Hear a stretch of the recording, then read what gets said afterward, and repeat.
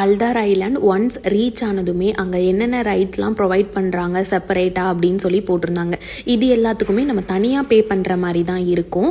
நம்ம வேணும்னா அதை யூஸ் பண்ணி அந்த கயக்கு, போட் ரைடு இதெல்லாமே என்ஜாய் பண்ணிக்கலாம்.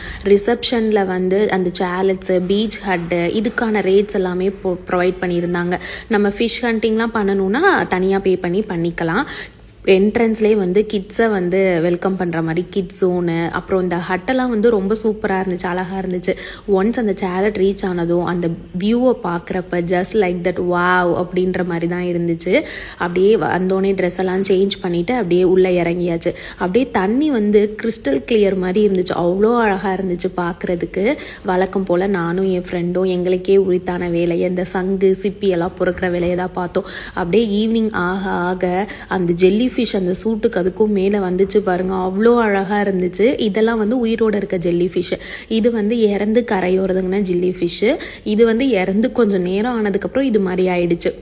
அப்படியே சன்செட் பார்க்குறப்ப அவ்வளோ அழகாக இருந்துச்சு.